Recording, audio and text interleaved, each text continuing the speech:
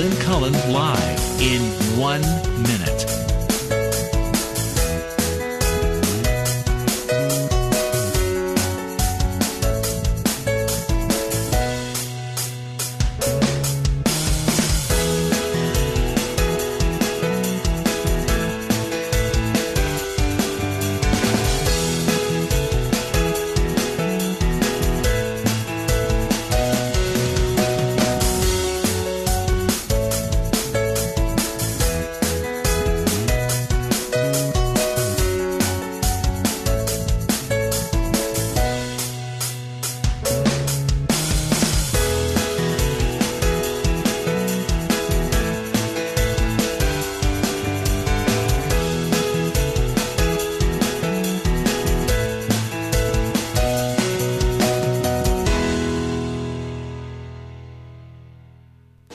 Welcome to Lynn Cullen Live at pghcitypaper.com. Email your questions and comments to Lynn at pghcitypaper.com.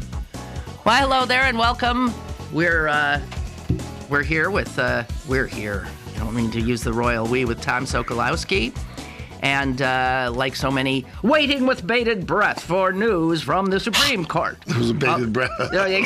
Of the United States. When those SOBs probably strike down the... That's going to be amazing. Right. This is a huge, huge day. Yeah. As somebody said, made for Twitter. This is the day made for Twitter. Oh, yes, everyone will opine, yes. Yes, because everyone will want to get this news out first. But yes, exactly. We'll be on top of it for you, whatever. I was just thinking it was at 10 o'clock. At the Today Show, it's the time where they break into, was their fourth hour, and it'll be the Kathy Lee and the Hoda. I mean, exactly. No, but that's right, but they always will break away. I don't think they'd let Hoda Kotb be announced. Deal with it. No, I don't think so. Oh, and on NBC Today Show, the one that ends at reasonable hour when that used to. Yeah. Poor Ann Curry was booted off. She said goodbye. That's literally? She's gone. Like she just go, oh, wow. Yeah, they canned her. I mean, they gave her this marvelous job, but they said, this ain't working. And they blamed her for their ratings decline because it coincided with her. And not that I watch that show, but I think she is she's one of these incredibly courageous journalists who always seems to head into the toughest areas. I remember one time she was sitting there with a schmata on her head talking to Ahmadinejad. She's the one who announced through her that he was letting those hikers go. That's right. She did a lot of time, I think, in Sudan. She goes through this trouble. The reviews I read was that she was too serious. Well, no, in the sense that it was actually a good piece because they talk about the fact of on morning TV you have to be able to identify with people in the morning. No. Well, but I mean, you interview Ahmadinejad, which was last week, and I do it, and then talk about cooking with yogurt. And she wasn't good at making the transition. She wasn't good at making the transition. Although this piece... Nor would I be. I think it was in the Times. No, I think you would. There was this piece in the Times that was very funny about it, and they were saying, well, she really wasn't that good. But how this person felt such... empathy for her because she was talking, and as they do, she had, her index cards for what was coming up. And Hoda Kotb, I guess, came out, or Kathy Lee, or both of them, and she was flapping her hands and knocked all these cards down. And, she had all her crib notes. And as they scurried to pick them up, I guess there was some sort of skit, and they were wearing hospital gowns, and I guess just their brassieres underneath it. And as the one bent down, rather than saying, oh shit, you knocked my cards out, she sort of made sure that her gown was she's closed. A sweet soul. And, and so she said, that moment really said that Anne was... It was very interesting. A friend of mine used to work at the... International Center of Photography, and Anne is more than just an amateur photographer. She's quite good. And Colleen said she was very nice. Well, she was sobbing. Oh, really? She said goodbye. I could tell she's really... Well, and it's like, it's one thing to do it when they say, in next... August 1st but when everyone's saying in the news, she's going to get canned, she's a loser, she's the reason the ratings are down, and then she has to go on and say goodbye. And she clearly was she even apologized to people who she let down. You know, that's sad. It very sad. Yeah, she was never one of my favorites because it's just, I mean, as tacky and as superficial as she is, Katie Couric was good at that. I mean, she could be tough. A really good interview, but then she could talk about putting yogurt on her nose and singing. Well, I guess Matt Lauer knows how to do that too. That's what those guys know how to do. Yeah. But he's not good, I don't think, as a serious interview. Because I remember he once interviewed me on TV.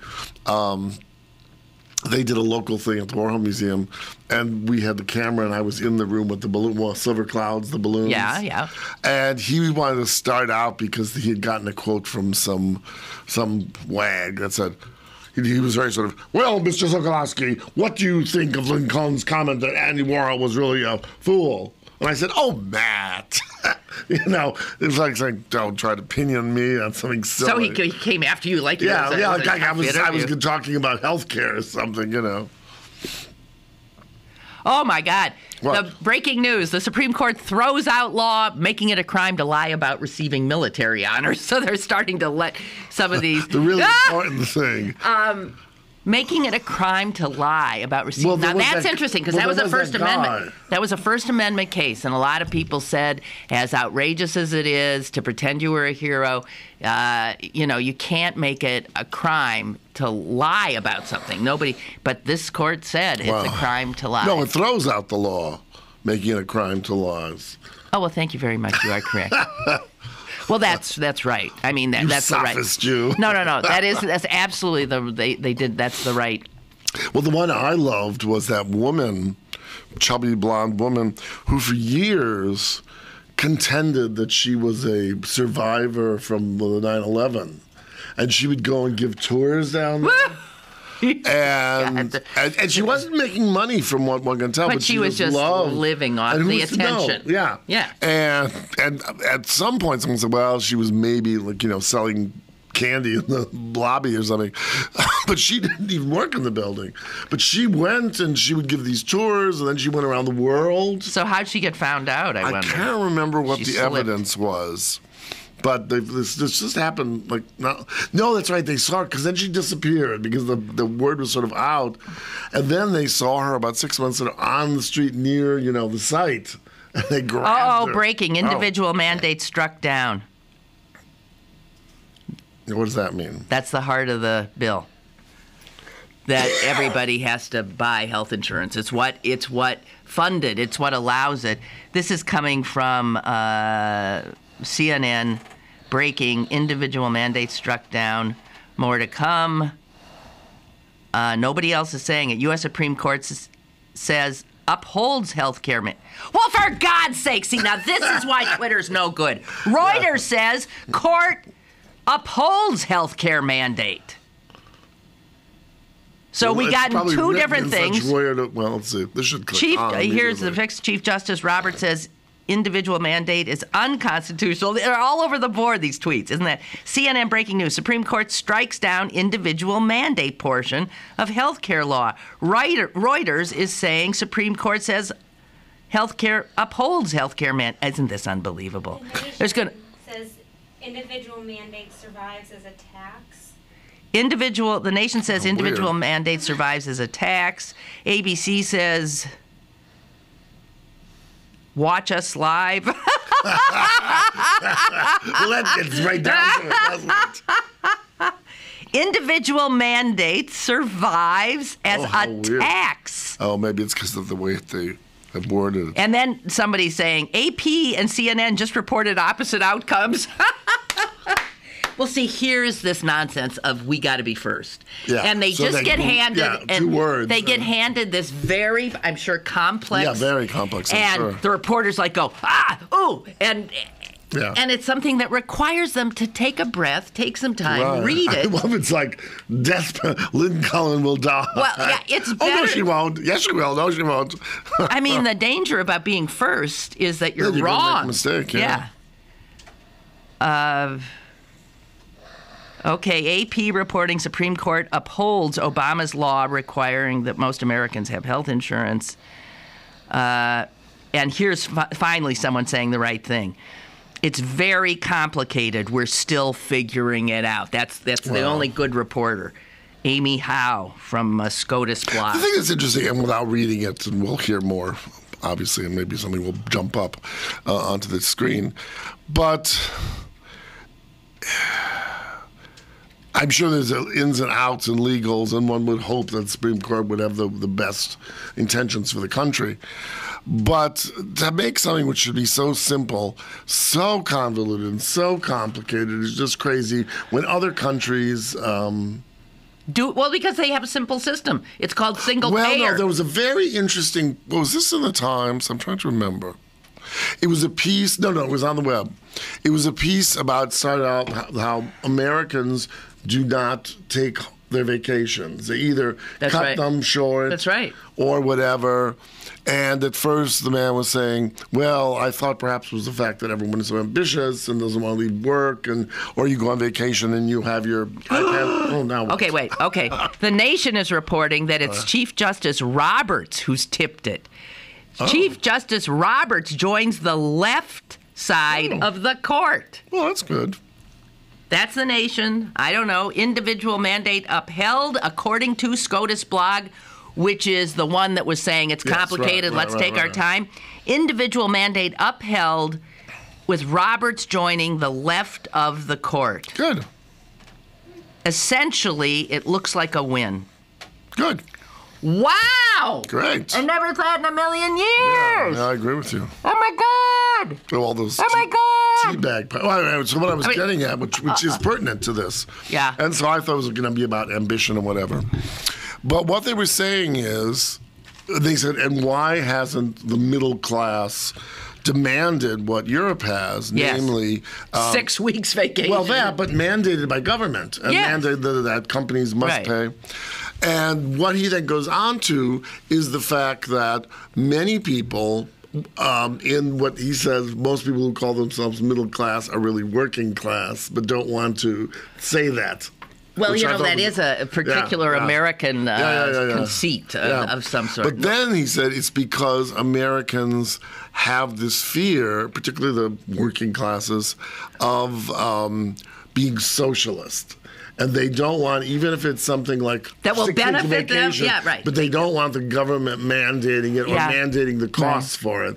And it's very funny. I'd never really thought of it that way, but it was very funny. Well, so hence this. I mean, isn't it something that government should mandate health care? Of course, if it exists for anything. It's to ensure to keep people alive. The health and well-being of its citizenry. Yes, exactly. I mean, it's just like it's right up there with the and national it works defense. For almost every modern country. Every country but us. I mean, we're nuts because we got freaked out during the Cold War and the demonization of anything that looks like a leftist thing. So, and to our own detriment. Yeah. There were two news items that I've talked about in the last week that bear on this. One, the European Union's highest court ruled, and this would apply to all the EU countries, that if somebody goes on their mandated vacation and they fall ill and essentially are sick during their vacation. Oh, you can get more vacation? They have to be given a vacation again. Because, can you imagine? I mean, in the United States, can you? Because that's I had a cold when I was in Tahiti. Yeah. I had such a headache for 3 days. So it's happened to all of us where you get sick. Sure, of course. And you think, damn it, because sick leave would have taken care of this, and I've ruined my vacation. Yes, right, exactly. But so the EU says, no, you have to give that poor soul who only got 5 weeks of his 6-week vacation, you have to give him another week. Well, but there's also, even though it's a bit Big Brother-ish. Ooh, that was alliterative. But it's also about, I think, this notion of, even though the premises for the other side, but I have to work. No wonder so many people are jumping out of windows. It's fear of losing your job because the supply and demand, and there's so many people who will take your job that to let down for a minute. I don't know. I mean, that's part of it. Most recently, I think there's more though than that. I think it's this notion of ambition. and how people they can't go away with that old that Puritan work ethic. No, I don't think it's just that. No, I think there was that. But I mean, I think it's more the fact of I want to be on top, and Susie is going to be made vice president instead of me, and whatever. Well, I think that's true. That's a very American thing, that constant striving, right? No, that's true. Well, God, I was all set today. To weep. Okay, I'll give you, anyone who's interested is already not listening to us. Yeah, right. Reuters reports 4 justices dissent. Yes, finally the 5-4 went in our, saying that the Patient Protection and Affordable Care Act goes beyond congressional powers under Constitution. But obviously so it wasn't Kennedy who they thought would be the swing. It's Roberts. Wow. Well, I'd like to hear that. I mean, especially in this case, he went the right way. But to say, all right, these people then, on a very, very important issue, are willing to go with their I'm not going to be political. mind. I'm going to go with what my... But so ABC is saying they're trying to explain why it's what they've done here. It says the ruling basically says that Congress can't force you to buy insurance, but if you don't buy insurance, they can tax you differently. Oh, I see. So they're saying, okay, if you won't contribute to this pool that will allow almost everybody to be covered, then you will pay a bigger tax. 6 of one, half. What's that? 6 of one, half a dozen of another. Okay. But now the nation is reporting the nation is reporting the entire Affordable Care Act is upheld. Bravo. There is lots of cheering going on. Oh, I love it. Yay! Yeah, Tom, high five. High five. All right. My hand. Oh, God, your hand. Tom, we have to say, Tom is such a trooper. I wasn't sure I was going to be here because today I'm having minor hand surgery on the hand I just Yeah, did. that's right. I have a trigger finger. Any of you folks have one of those. It hurts, but it won't hurt after today. But anyway. I'm sorry. No, it's okay. But she's so juiced up. Oh, I'm so happy. I never in a million years thought. Never. Well, maybe you should click and see if anyone's sending it. Margaret. No, because they're all. If they're into this, they're busy. That's true too. Wouldn't you be? What does Mr. Gustavo have to say? No, he just always is tweeting me. So the thing is, if you're listening to us after the fact on today's show, okay, we should just stop talking about this because they'll be well ahead of us. Right, and this will be old specifics, news. And that's right. But America has done the right thing. Woo! And this could indeed, be a certainly, factor or vector about the election. Well, because I think if it had been struck down, that would have really been... You know what, though? What? Be careful of what you say because... I always get the sense that it's the losers who get energized. In other words, this will energize. Mitt Romney right now is going to give a speech saying, "You elect me. I will get rid of this." And the fact is, all the polls show most Americans, because the Obama administration did not sell this. No, that's never true. won the PR war on this. Most Americans think the law should be struck down. So I didn't realize that. Yeah. So I think so it might be. All it does, what our side tends to do is when we win, we relax. We go to party. That's right. But the other side gets pissed off. And exactly. So I really think in that regard, this is something that we should be very, very leery about. No, true. And more than ever have to get Obama. More than ever have to ensure Obama's reelection, because if Romney wins and he gets a Republican Congress, they will dismantle it. Right. Now, have you been getting? I must get 3 emails a day from Michelle Obama. I mean, not from. And everybody else, Joe Biden. Oh, I even get them from Barack. I got one from Barack too, but it's sort of. Oh, really? I mean, stop already. I mean, we know you're asking. We know, but I do too. But it's annoying. It's annoying. I mean, and the fact of give money, but like, oh, hello, it's a Michelle. when I'm not planting turnips in my back garden or playing with the puff dog or whatever it's called. What's the dog they have? It's some weird name. They have a, Bo. No, not the name. I don't mean the dog. Portuguese water dog? What are you talking about? Is that what it is? Yeah, Portuguese. Yeah. It's a cute dog. Oh, Tom, you're such a contrarian. Oh, a contrarian, yeah. So the other thing that this ruling, though, does is perhaps reinstate for many people a sense of the court's integrity. Yes, right. Because left to Scalia and Thomas and that ilk, the clear politicization of the court, and Scalia with this last thing he did, which apparently was breathtaking. I mean, conservative jurists have come out and said, "What? He cannot say that." No, I know, it's just... It impugns the integrity. Yeah, exactly. And he clearly shows that he's political. He's not judicious. Yes, right, exactly. He's political. Exactly. And if he wants to be a politician, then turn in the robe and go be a pal. Yeah. And the problem is with I would say stupid Supreme Court, but I've always felt there should be limits to their terms because they go on for years. Well, and presidents have taken to nominating the youngest. Young ones, so they'll be there for... Well, the Republicans put practically 2-year-olds on. Well, is Roberts the youngest of them? The youngest Chief Justice, I believe. Oh, okay. But who would have been younger just in terms of a justice? In terms of just a justice? Yeah. I think Clarence Thomas might have been. Oh, really? No, I think Roberts was younger than he. How old was Roberts, you think? I would have thought early 50s. And I think he was younger. Oh. I think he looks younger than... I think he looks younger than he is. Oh, maybe, yes.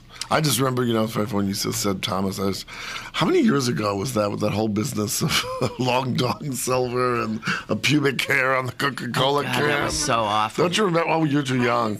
Oh, you were still a baby. Yeah, I remember sitting there watching this and thinking, I can't believe. Well, that was almost worse than the Monica Lewinsky thing. Well, it was more cringe-inducing. Yeah, it really was more disgusting. Yeah. And it was the first time that anchor people were in a position where they literally had to say things like long dong silver, with a straight face, and even penis and pubic hair. That was the one. Pubic hair. You had to say pubic hair. And, And the funny thing was, the most interesting thing was or for some of the younger listeners, here was this young black woman, well thought of but not famous, coming out and saying all these very graphic things in front of the world. And so that was interesting. And she was pilloried. Well, she was pilloried, and also she wasn't, the part of it was she was not some ha-cha-cha person. Mm-hmm. She was very demure, not very attractive. She sort of looked like an old maid's kind of person. And she's sitting there with this little voice, and he came out about... I thought she was nice looking. You did? Yeah. Well, she wasn't a Breck girl. What? Jeez! Now that could be racist. No, it's not. There are black. I don't think so. Yes, there are. The original ones weren't. They were all blonde. You wouldn't even have a Jewish one. Well, that's probably true. I don't even think there was a brunette. There are Latino ones and there are black ones too. Yes. Does Jess even know what a Breck girl is? Yeah, like Sybil Shepherd. Oh, okay. Sybil Shepherd was a Breck girl. I think, wasn't she? And then she turned into a sort of dragon later on. Okay, so you want to see my 1,000 yen. Oh, is that the Bhutan money? No, it's not Bhutan. She didn't give me any money. But this came from one of our listeners, Bree, and he emailed me that I totally misrepresented what it is. Oh, it's not money? It looks like money. I got it totally wrong. Oh. Here is a picture he sent. He's sitting... He says it's better than Mount Washington, the view from Mount Washington. He's in Taipei. Okay. Have you ever been there? Yes, I have. So does that look familiar to you? There's a mountain above it. He's looking down on Taipei. You weren't blown away by Taipei. No. It was sort of crummy, I thought, actually. Except the great museum, because when Chiang Kai-shek was leaving, he took the entire Imperial Museum from Beijing and took it to to Taipei. Okay, and Taipei is, we should say, the capital of Taiwan, which is not the commies. Yeah, right. And Bree says, as he took that picture, I'm writing you from on top of the mountain overlooking Taipei. Did you also get pineapple cakes? Yes, I got the pineapple cakes. The money is Taiwanese, not Chinese. I heard your story about helping the woman from Bhutan. I recently supervised a project for Bhutan concerning their growth in broadcast media, using Singapore as a model. Well, Bree.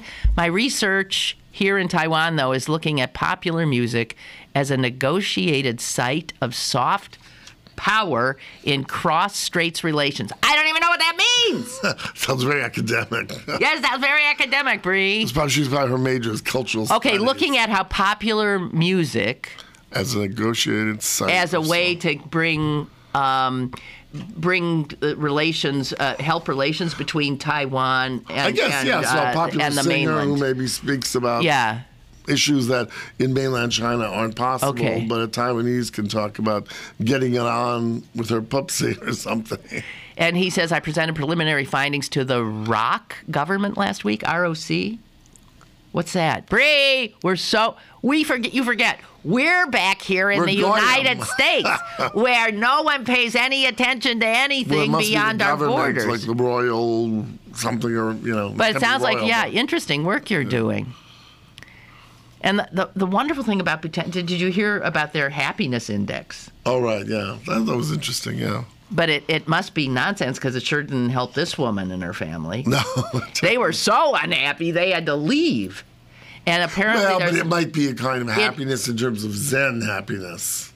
Well, I think that is true. Not like you have 100 no, but I think limousines and tiaras. What I was able to garner from looking on the internet is that they've had some difficulties, ethnic kind of related, where some people aren't quite considered Bhutanese enough, and then they fled into Nepal, and they're in refugee camps, and then America agreed to take the lion's share of them. And so I might not be correct, but I'm assuming that this woman that I met the other day would be now maybe in that group. I'm looking at this Taiwanese money. Yeah. But it only has one side. Why is that? So I thought this can't be real because it's only got one side. It's like a check where the bottom Do you think that really is it? Who knows? I mean, I'm not commensurate. I'm not cognizant, not versed in the currencies of Asian Himalayan countries. Me neither. Me neither? Okay. Me neither. Okay, do you... we better take a break. Oh, yes. Okay. We have a sense no one's out there because, see, I've got such, political junkie types. Right. I have a call. See, just trying to show that someone from Breck. Making... Hello? Hi. Hi. Tell Lynn that ROK means Republic of Korea. And also, that Tom's head is hiding the phone number. I took you about 3 minutes to get the phone number. Anyway. You have a big head, so. Onward and upward, folk. Thank you. Bye-bye. Bye. The phone number, should anybody care, which Tom is obliterating, is 412-316-3381. Actually, the plant's doing a little bit of a job, too. That's true. Well, let it be. Let it be. Green hair. Oh, another call? Oh, my. Hello? Hi, Lynn. Yeah. This is Jeff. How you doing? I'm doing fine, Jeff. I'm kind of like mixed on this ruling here. Why? Well, and I think you mentioned it before, it's really going to galvanize the conservatives. It will. It's going to get them riled up, right? And now, like, one of the things is when this went through, everyone's talking about, well, if we ever want single-payer option, these kind of things happen incrementally. I don't think it's going to happen incrementally. I think if this was defeated by the Supreme Court, then we would have actually had the possibility for a single-payer option sometime in the future. Maybe. Because the system is broken. I mean, there's no two ways around it. And the Affordable Care Act is not going to fix it. I'm just wondering what you think about that. Well, I think you're probably right. I mean, I think that because this is now deemed constitutional, I don't think it puts us as Americans on a track that will get us single payer. It doesn't. It keeps us in a very private enterprise kind of model, right? Yeah, it's just a great giveaway to the insurance company. Yes, it is. I mean, the insurance companies, I'm sure, have to be very happy with this ruling. They've been very quiet about this. But, there's okay, so we really got to gear up more than ever. And my concern is exactly that we'll relax now, but we've got to gear up because you're right. This is going to light a fire. Well, we're going to have to gear up, too, especially, and you knew it, I knew it, a lot of people know it. Those comments by Turzai the other day. Yeah. I mean, I'm not sure. I haven't listened to you every day, but no, I mentioned it. I was talked about it yesterday, where where he did the one thing a pol is not supposed to ever do. Tell the truth. Yeah. Yeah. That's the first rule of politics. Don't ever tell the truth. It's absolutely disgusting how they can, say that it's all about illegal voting when everybody knows. You go back in 1980 with what's his name, Paul Weyrich. Saying we don't want people to vote. Oh, Weyrich, I think is how it was pronounced. The guy, he was the big direct mail guy. He's like the grandfather of the GOP strategy or something like right, that. And it's true. Republicans don't want people to vote because they are in a minority in terms of registered voters. And they want to keep as many of the little people away from the polls as they can. And they're just bald and bold about going about it. They're amazing. They're shameless. Exactly. That's the adjective that applies consistently. They're shameless. And now they're shameless and pissed off. And I got to tell you, you have to believe this was actually very courageous on Robert's part, given the politics of this country right now. Well, you know what? On the other hand, who knows if Robert wanted to fire up the base? I mean, No. It's a little too convoluted. No, that's a little too cynical for me. No. I think he actually did his job, as opposed to the other knee-jerk politicized justices. Yeah. Because, all going into this case, 2/3 of all jurists, people, law professors that were asked about it, 2/3 said this should pass constitutional muster. Right. This is not unconstitutional. So that jives with the court, and it looks like Roberts was the only one to overcome his own political his ideology. Yes, thank you. His ideology. Well, I just hope that the Obama campaign can actually use this now. They got to sell it. Even though it's through, they still have to sell it to the American people. Right. They have to, hey, make a coherent, easy message, bumper sticker message. Right. And you know what? I think they know that. They've got to know it. But I hope that's where, if we've got some super PAC money on our side, I hope that they fund a lot of that. Coming to work today, I heard a mother who has 2 children. One has epilepsy, the other has type 1 diabetes, and those are obviously 2 pre-existing conditions. And she was saying, if this law is struck down, my children will never, ever be able to afford insurance. With this law, they will be insured. And think of all the people like that. I think if you humanize it, all the people who are older, who have been able to afford their medicine when they dropped into that donut hole thing, which has been alleviated, I believe, under this. Yeah. All those kids between 21 and 26 who would have been knocked out of their parents' coverage, who have been covered. I think the people who've gotten these checks or will get checks because their insurance companies didn't spend 80% of their premiums on actual health care, so they have to rebate to their policyholders. People are starting to get something from this law, and it really kicks in 2014. But yeah, you gotta, I think, humanize it and have testimonials to it.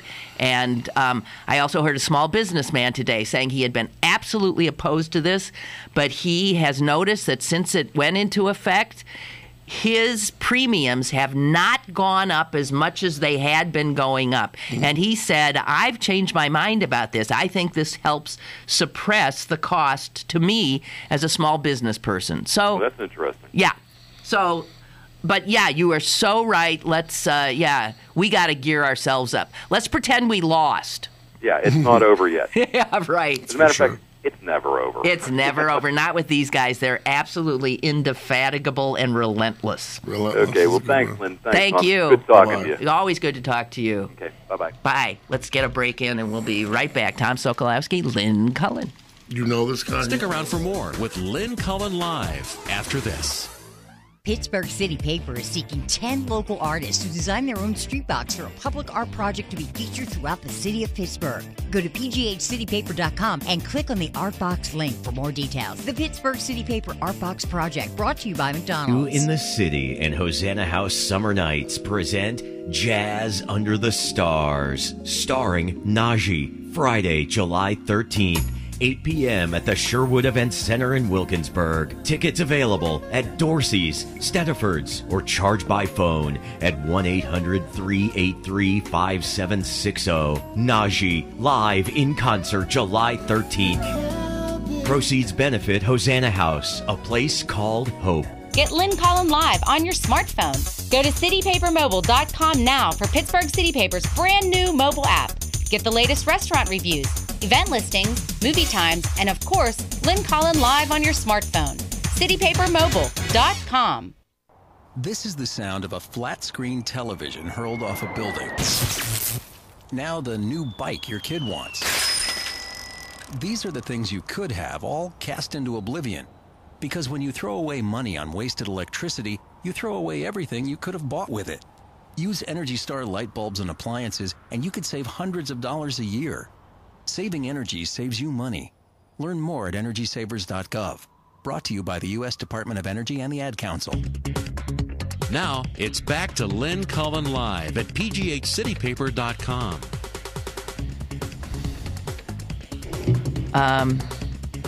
I was just talking to Tom about this unbelievable exhibit in Chicago called Morbid Curiosity. It was all about how art has dealt with death and war. There was one room about war and it blows you away. I mean, masks and skulls from different cultures and different periods. Unbelievable. And the Mexicans with their Day of the Dead. Right. Oh, yeah. So there's a lot of stuff with that. A lot of decorated skeletons that had been made into one with like actual human remains. But that had been woven into. There was one that sort of had with burlap and I don't know, and little pieces of cloth. It looked like a cocoon, and yet there was clearly this skeleton in it. It was. I mean, there was just mind-blowing stuff. I loved it.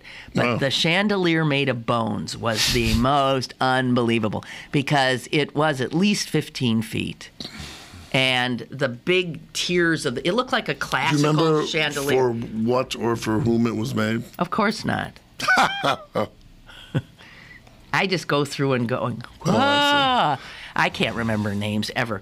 But so the tiers of the chandelier were made out of clearly leg bones. So, I mean, so each tier was like this. And then any connecting thing were vertebrae. Wow. It was, first of all. Dry bones. It was, first of all, gorgeous. I mean, it was something beautiful. It wasn't until you got close that you would like notice Dracula's that it was bones. Yeah. Oh, my God. Wow. It was unbelievable. Anyway, that's in Chicago just for one more week. I guess it's been there for a long, long time. And, yes, it's housed in the First Chicago Public Library. Well, the main library. The main library. The first one, but, yeah. The most... It's beautiful Chicago, building. when you're in Chicago, it's an incredible city for art and architecture. Yeah. Well, it was a wealthy city forever. Right. And it was second city for many, many years. But when you see what a library used to be, there's not a square inch in that place that's not beautiful. Yeah. It's very walking up the stairs, every there's like mosaic all the way up, and the walls. Well, it was like, the notion, which it goes back, certainly to the 30s, the WPA, but these were palaces for the public. Yeah. And it's interesting because I have been involved with the Hazlitt Theater on the North Side, and we... I always said Hazlitt. It's not, huh? Hazlitt. Thank you. But anyway, but now the Hazlitt may try to take over with the Children's Museum the library in Allegheny Center. Oh, that old library. And the pictures of it. I mean, in the 70s, could you believe it? Up until then, it was fine. Then it was all these modern... Drop the ceiling. They didn't hurt it, did they? No, some of the stuff was pulled down. Oh, my God. But pictures of that central reading room in the entrance, it was beautiful. Unbelievable. Colette writes, do you think conservatives are necessarily against Obamacare? I wonder what my very conservative brother thinks, since his 22-year-old daughter's taking advantage of it by staying on his health care. Mm-hmm. Well, I don't know. It might create some cognitive dissonance in some conservatives. Right. They like this part, but they still are. I don't know. I think all it takes is someone who has lost a job and is not covered by their employer, because some employees have had great health coverage, especially in larger companies, or someone who has pre-existing conditions, and it doesn't have to be, terminal cancer, but just anything, it's just a diabetes, something of that nature. And either you can't get coverage, or it's unbelievable, $2,000 a month or something. No, yeah, it's so maybe if you're very wealthy, it doesn't matter, but almost any other person, even middle class people, it's just so crucial. I remember there was this piece in New York Magazine, 4, 5, 6 years ago, and it was about younger people primarily, although there were some people in the story who were 50s, but who just felt, healthcare is so expensive, I just don't have it. And each had some sort of Grand Guignol story where they were hit by a car or something, and like a bike messenger. And just what happened. You lose everything. Yeah. Stop it. You're going to get your hand fixed today. I have so many chronic conditions, it's a joke. I can't imagine what I'm paying for that. I couldn't. Yeah. I couldn't. Okay, you used a word that didn't sound English in there. Grand Guignol. Well, because there was a theater in 19th century Paris, and it performed playlets that were very sort of baroque and over the top, macabre, etc. So it's become that theater's been, that's given the name to like something that's so overblown, so. And that was the name of the theater? Yeah, the Guignol, Grand Guignol, Guignol, N-O-L, okay. Yes. N-O-L, right. Grand Guignol. I never know how to pronounce it, but I think I The GN is sort of like trying to get peanut butter off your top, the roof of your mouth. Very nasal, as French is, yes. So, I was listening I just caught the tail end of an interview that Nora Ephron had done, and this was so funny. Must have been relatively recently, because she's talking about growing old and talking about it in a very, straightforward, honest way, not, golden years right. 60's the new, 20, and, just being very straightforward. And she had a line that I just thought was the greatest thing, and I don't know the beginning of it. I only got the tail end, and it was, as you get older and as you look back at your life, and you think, what an idiot I was. Oh, God, why didn't I this? What was I thinking? It was stupid, blah, blah, blah, blah, blah. And she says it's really, she said something like, it's really, I don't know what the word was, but she says, if you find out, you discover that your life has been wasted on you. Your life has been wasted on you. That's tough. Yeah, really. Isn't that tough? Yeah. They say, life is youth is wasted on the young, right? And that's true. But she called her life when you get older a desperate dance with death. Yeah. Well, but I think it's said that. What was the exact quote? Your life has been wasted on you. Yeah. When you sort of think back, I wasn't poor. I was reasonably healthy. I could have helped save lives. I could have done something. What did I do? What did I do? I went and shopped at Bergdorf's. That's right. And for a lot of women, you think of, oh, my God. As she says to women under 35. I mean, because women are always, they hate their bodies. This is wrong, that's wrong, I'm ugly, I'm this, I'm that. She said, if you are under 35, put on a bikini, go out and do not take it off. I mean, just like revel in your beauty, well, she was really the beauty of youth.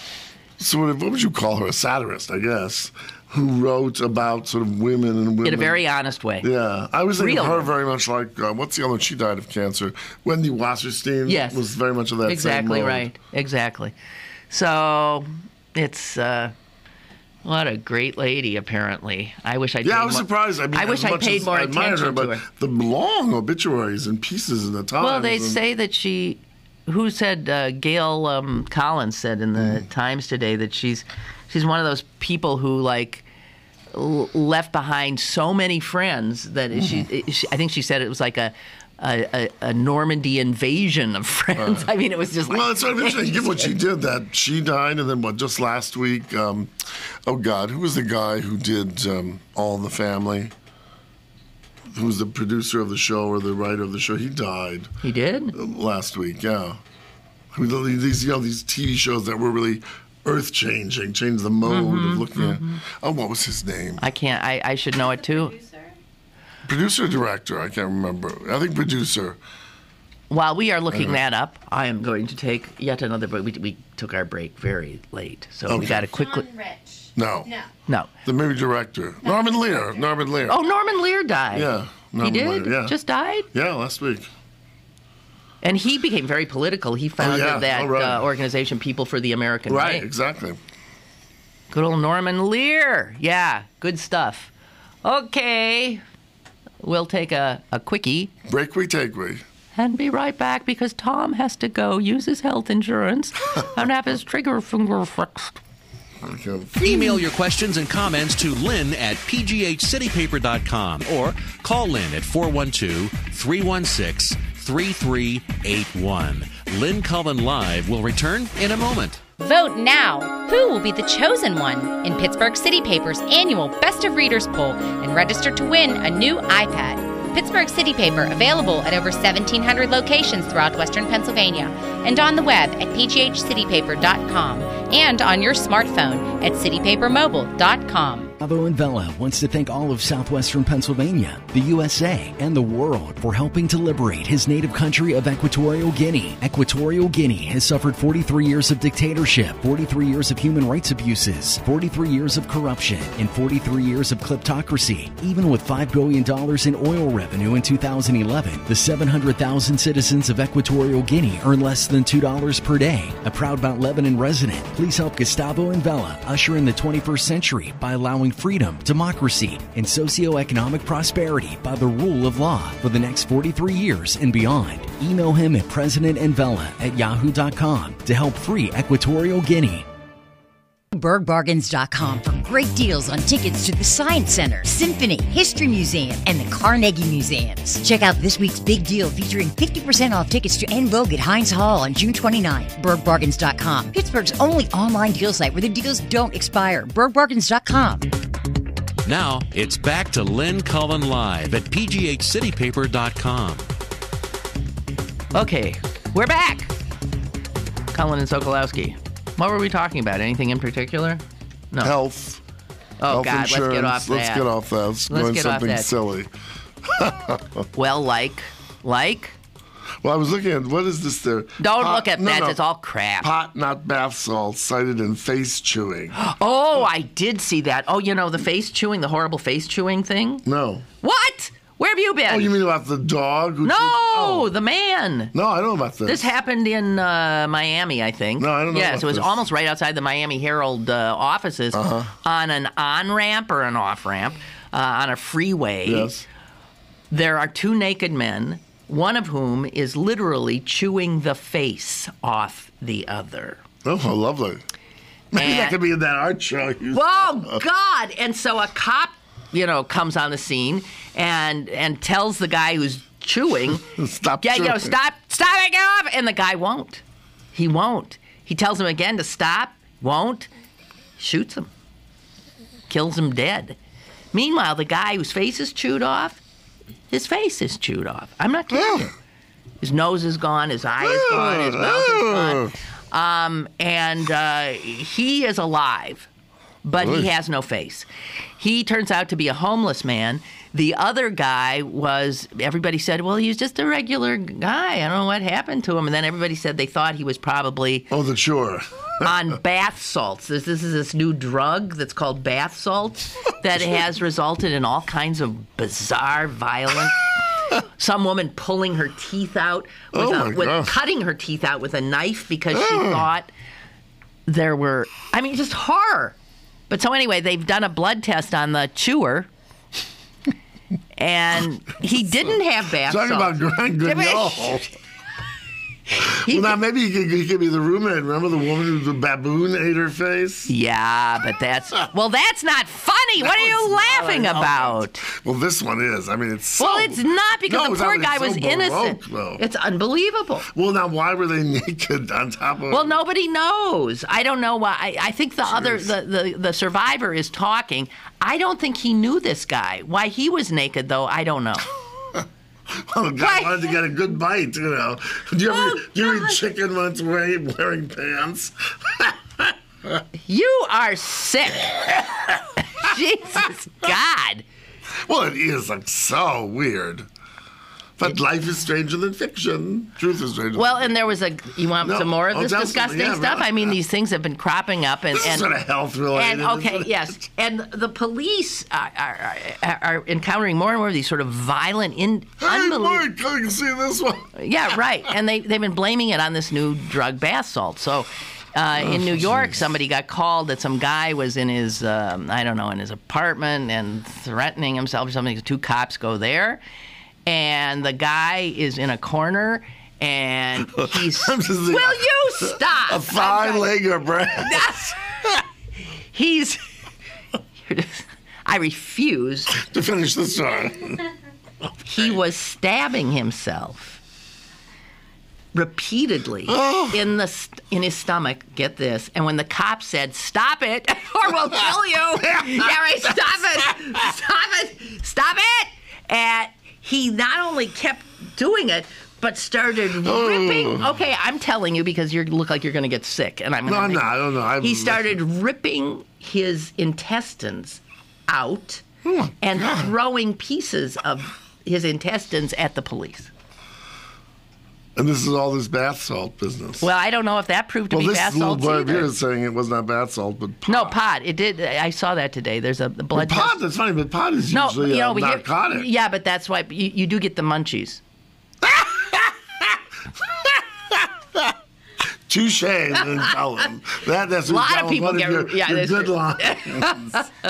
You get really hungry. Oh, but my God. Yeah, because all of those stories, whether they're apocryphal or not. No, they're not. They're not apocryphal. No, they're not apocryphal. Maybe you should get a sponsor for bath salt. When you feel the need to chew. Oh, God. 2 tablespoons, and you're off. God. Oh, God. Jeez. That really is grotesque. And so I guess there's more and more of these things happening. The world is crazy. So speaking, there was this... all I had that I was coming in today was all this stuff that was going to allow me to talk in outrage about the Supreme Court striking down. But there was an interesting... The best laid scheme. Yeah, there was an interesting piece in the Times today about increasingly Americans going to Mexico, crossing the border, going to Mexico to have orthodontia work done, dental work done, and even major surgeries done because the cost. And they even I guess there are enough of them in California that do this that the insurance companies are starting to cover it, and they like it. The insurance companies are sort of saying, go, because it's a hell of a lot cheaper. It's cheaper. Well, where else that's true is this is more complicated because it's far away, but India, where they're supposed to get very good medicine. It's called, I think, medical tourism, where people literally fly halfway around the world. Yeah, they go to India, and even though the flight and their family staying in a hotel while they have this surgery, it still ends up being unbelievably less expensive than if they stayed here, and still state-of-the-art facilities and nicer hospitals than we have, better treatment, better food, the whole damn thing. And here's the other thing that really freaked me out. Not only are Americans going to Mexico to get health care, but it says here that a special medical lane has been opened at the border that is right near Mexicali, Mexico, where a lot of this stuff goes on, and that doctors in America issue, or I guess the Mexican, they issue passes. And if you have one of these passes, you breeze across the border because they have... That's like when they say, what's the POV line? Yeah. I'm going for a goiter operation. That's right. Go ahead. That's right. Special medical lane at the border. My God. And if you have to have one of these passes to use the lane. But you know what's interesting? I mean, the sobering side of that, though, is given the early beginnings of our day today, people wouldn't be doing this if medical costs. I mean, even when you have halfway decent medical insurance, it's very interesting. I love my doctor. And I've had this surgery done on other fingers, etc. He's very good. But I'd be curious to know what, because you never really see the bill. You have to pay $60. It's outrageous. It'll be outrageous. I'm probably going to be there for half an hour. It's just no big. And it won't just be your doctor. It'll be the use of the room. It'll be the anesthetic. It'll be toilet paper. Yeah, and it'll be the I'd love when they don't do that anymore. The aspirin they give you. Yeah. Well, my mother was in the hospital years and years and years ago, and I remember aspirin $4. Just an outrage. You get 300 for 89 cents. Or you go in for a little surgery and then you just keep getting bills. You get bills from people you don't even know were there.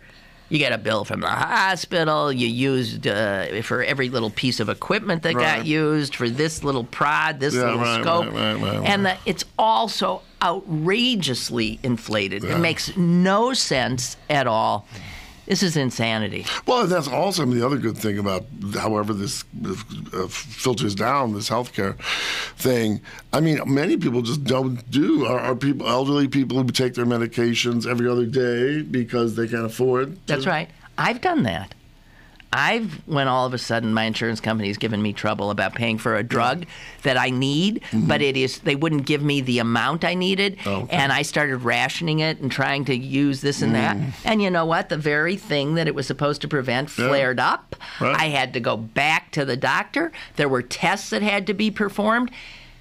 How is that cost effective for the insurance company? They ended up having to pay for all these. No, it's cost effective for the pharmaceutical companies who had the patent on that drug, because if there were generics, the bills would be 60 cents. But it's insane. Well, I remember at the very beginning of sort of AIDS activism when AZT was the first drug that people were getting for AIDS, and now But I remember, and because people, this is something interesting. I'll get back to this, but were complaining because it was so expensive. I remember AZT went from something like $2,600 a month, which you needed to take at that point, down to like $30 a month because there was such hue and cry. But I remember, it's very interesting, the reason that the AIDS movement was so effective was so many of the people, and as one guy said, he said, we're middle-class white men, and we're used to being listened to, which is not like poor people, people of color, women, who, sort of... they know how to make their... They knew how to make their voices. PhDs who had big jobs. No one's going to fuck with them. Right, exactly. And boom, I remember the drug thing was just like... It was amazing. Wow. Well, It's amazing. I think it's appropriate since my surgery is today. It's all been me. It's all about you. It's been medical, yes. But no, an unbelievable. And we went last week from what was it? Poop. I got to tell you. Poop? Fecal transplants. Fecal transplants. Wait. Yeah. I got to tell you. So I'm at Second City, right? Right. And my niece is part of this. Troop. Where you yell out words? Part of the troop, and believe it or not, the whole thing that night was they were supposedly scientists working on medical issues. Yeah. And one of the bits was these two guys in their white research coats and a guitar say, all right, does anybody have any kind of, medical something that you want to toss in here that we could, we'll pick up on? And my hand shot up and they said yes. And I said, fecal transplants. So did they do a riff on it? Yeah, they had to. They were stunned. I mean, they said, fecal transplant. I thought they would love that. Oh, well, no, but I would have said if I had not read that, I would never believe there was such a thing. So they said, what is that? And so I told them.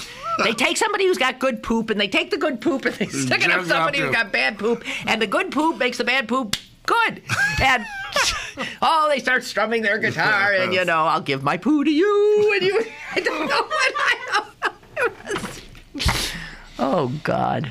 Yeah. So fecal transplants. I think that's what Scalia needs. Yeah. Is a fecal transplant. He needs more than that. He really does need somebody. There's no way to get at him except through the kind of public censure that he has to be aware of. But he's such an arrogant SOB that... especially for Supreme Court Justice, he believes he's above the law. They're talking about Obama. He didn't have the presidential, imperative to do whatever. I mean, is he above the law? He's supposed to be the invigilator of the law. Invigilator? Yeah, well, like to sort of inquire and to ask and to probe and to... I don't know that word. Yeah, invigilation. Invigilation? Yeah. That sounds slightly sexual. Oh, my. And what goes with... Are they involved in invigilation? Invigilation. I'll tell you, Tom Sokolowski, you can't have him here without learning all kinds of new words, and I love that. So we've had face chewing, we've had poop stuffing, we've had... all kinds of interesting stuff. And guys, I never thought in a million years that I would be leaving the studio today singing hallelujah. Yeah, I cannot believe it. So hallelujah. But you know what? Man the barricades, because the guys with their pitchforks are deranged, and they're going to whip themselves up into such a And if they come after you, you take your bedpan and you whack them over the head. So we wish you, Tom, a very, safe and... Get my mitt fixed. Get your mitts fixed? And, really, I hope it... Oh, no, it's a minor surgery. Okay. But it hurts, and it won't hurt no more. Okay, will you be here next week? Oh, yeah. No, this is like, I can drive back from the doctor. It's not that I am. All righty. Okay, you guys, that's it. I'm free, you're free, and I'm happy. God's children are free. Yeah. Have a great day. Yes. It is a great day. It is a great day.